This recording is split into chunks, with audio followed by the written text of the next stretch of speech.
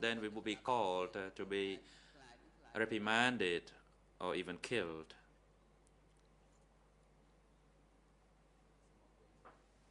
Counsel, thank you. Did you personally witness any of the event that is about Ron exercising his authority over those people?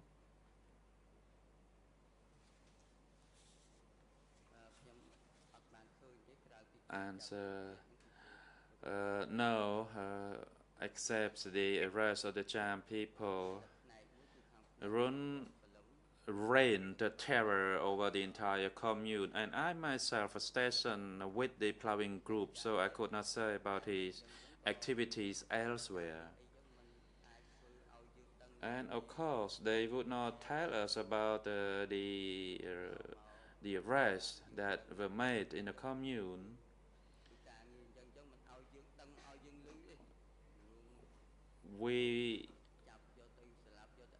The arrests were not made in open or in public. Counsel, thank you. So, when you said that people were afraid of him, it's because it is your conclusion, personal conclusion, that everybody was afraid of him, but in practice, you never witnessed Ron making an arrest of anyone and later to be refashioned.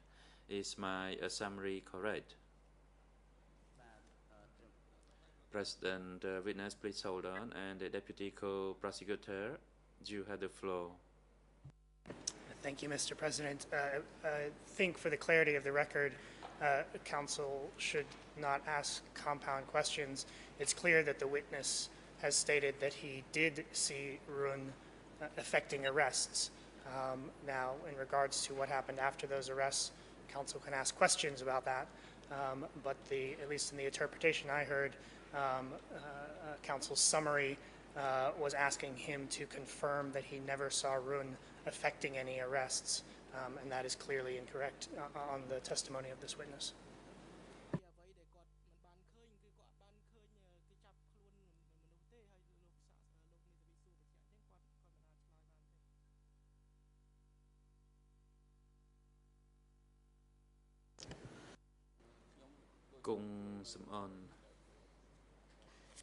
I don't really see the point of the objection by the Deputy Co-Prosecutor through the interpretation that I heard. In fact, the witness just responded to my question regarding everyone's fear of a Run, and he made his personal conclusion that Run might arrest people to be taken away for refashioning, and I put to him a follow-up question whether he witnessed that personally, and he said that he did not.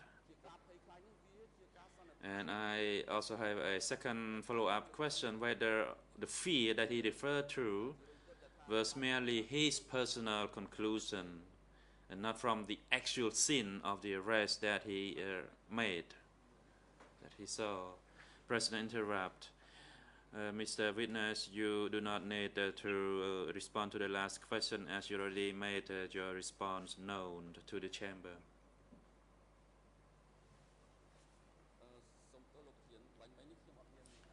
Counsel, Mr. President, what I think was his personal response and not my personal conclusion. President interrupt. You just mentioned that you actually made your own conclusion in your question, and you should refer to the transcript if I am mistaken.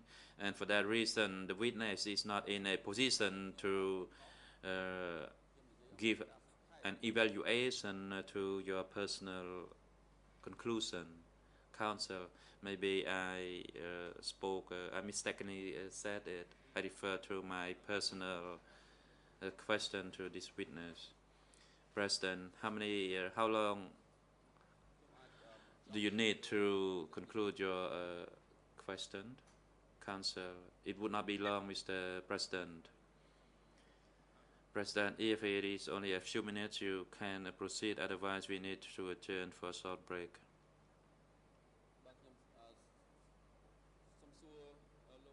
Counsel, Mr. Witness, I have another question for you. While you worked in the plowing group, were you assigned to work elsewhere, or were you promoted to any position within the group?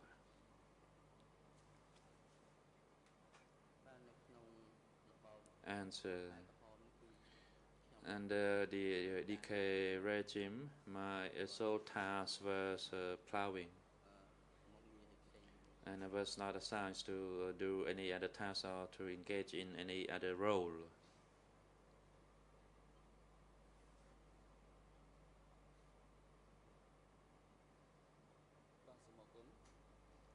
Counsel, thank you. Yesterday, you testified that the Khmer Rouge wanted to abolish other ethnicities in your village or even throughout the country. Do you recall the testimony that you made yesterday?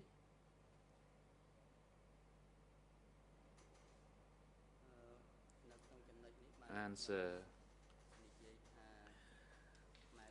I said the Khmer Rouge wanted to kill the minorities because throughout my observation, the Cham people who were sent to live mixed with the Khmer people, it's because they did not want to have other minor ethnicities within the community. They do not want any Cham people or race to live in the country. And as I testified yesterday, the Cham people were sent to Otrakun, Pagoda. Counsel, thank you. When you said that all the Khmer Rouge, that they did not want to have other races in Cambodia, how did you know that?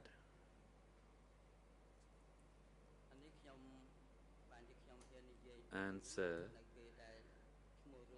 I say so because when Rund arrested those Cham people, they said, we will kill all the Cham people and will not spare anyone.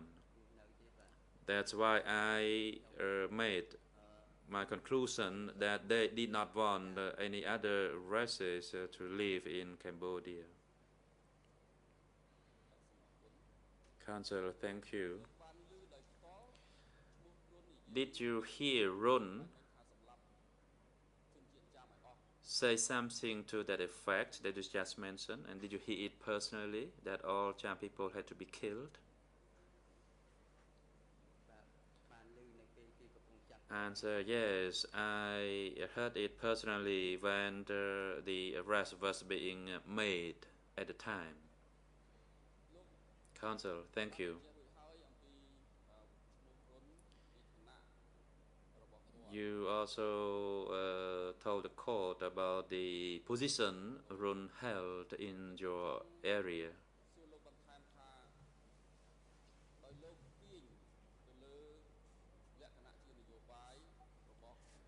Since you refer to the policies of the Democratic Cambodia that they wanted to eliminate all Cham people throughout the country, do you have any other evidence to support your point? that the Democratic Cambodia wanted to kill all the Cham people throughout the country. Besides the statement you heard only from one cadre in your local area. President Hong Kom Soon, you have the floor. Councillor Hong Kom Soon. Thank you, Mr. President. This witness does not provide any conclusion or evidence besides what he personally heard or know. And if you ask him to provide any other evidence, he's not in a position to do that. President, your objection is not appropriate. That's overruled, as you do not try to get clear response from your witness. Because yesterday, Councillor Hong Kom Soon put a question of this kind to the witness and did not expand it further, and that leaves a gap for the defense team to seek clarification from the witness. And for that reason, the witness has to respond to this question. You put a question to him regarding the killing of the Cham in his area, but in his response, he talked about the elimination of the Cham people throughout the country. And that leaves the opportunity for the defense to seek clarification from this witness. And you should have done that yesterday.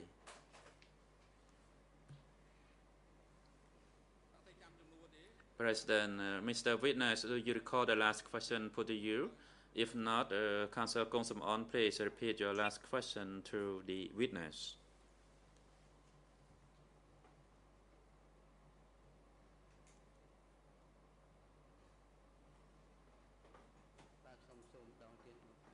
Witness, Council, please repeat your question. Council, thank you. Allow me to repeat my last question to you. You already testified that the Khmerus intended to kill other minor ethnicities in Cambodia. And in response to one of my questions, you said that Run, while the arrest was being conducted, said that the Cham people, all the Cham people had to be killed. And my question is in relation to your own knowledge. How did you know that the Khmerus had a policy to eliminate all the Cham people throughout the country, while in fact you only heard a statement made by a cadre in your local area?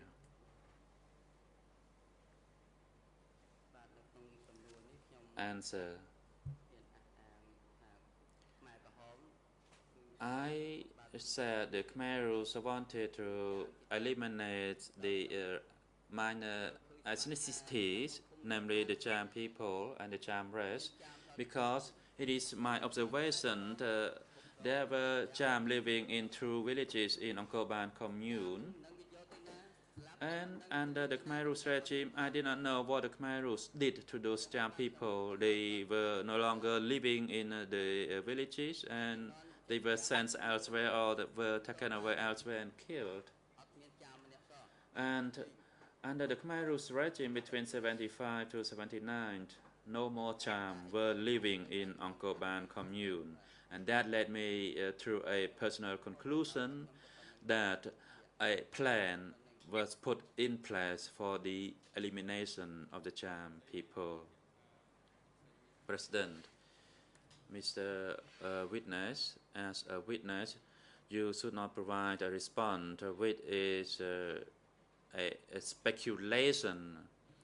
You are not in a position as an expert to make such an assessment or conclusion.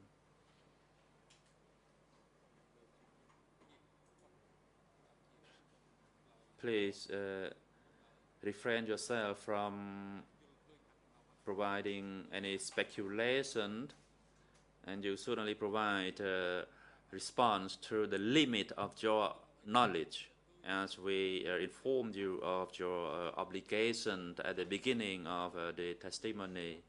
If you know it, you say so, and if you don't know it, you say you don't know it, and try not to speculate your response.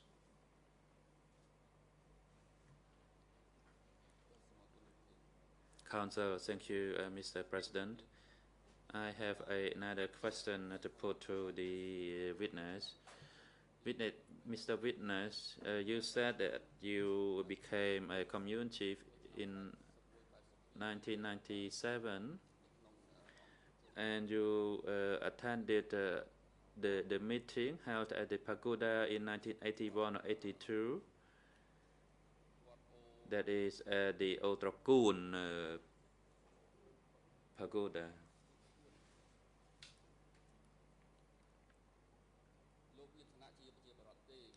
And at that time, you was just an ordinary villager. So please tell the court whether you held any other position between 81-82 to 1992 when you became the commune chief.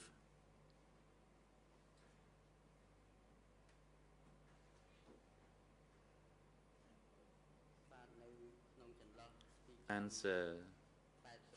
Between 1982 to 1997,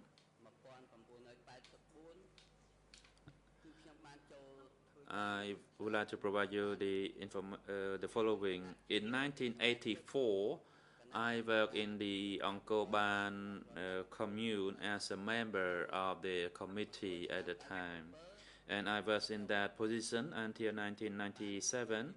When I was elected as a commune chief, and I remained in that position until today. Counsel, and which political party do you belong to? President interrupt. Mr. Witness, you do not need to respond to this question, as in this court of law, this kind of question should not be asked. Counsel, Mr. President, I do not have any further question for the witness. President, thank you. The hearing today comes to an adjournment. We will adjourn the hearing today and resumed on Monday the 14th September 2015, commencing at 9 o'clock in the morning. And on that day, we'll comment hearing testimony of a witness through TCW 880.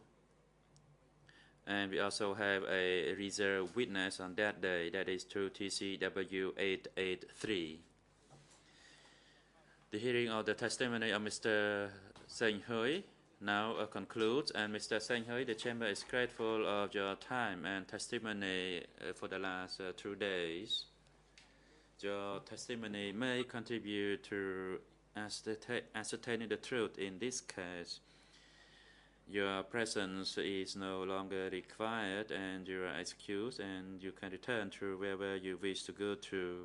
The chamber wishes you good luck, good health, and all the best. Court officer, in collaboration with WESU, please make arrangement for Mr. Seng Hui to return to his residence or wherever he wishes to go to. Security personnel, you are instructed to take the two accused, Noon Chi and Kisapon, back to the detention facility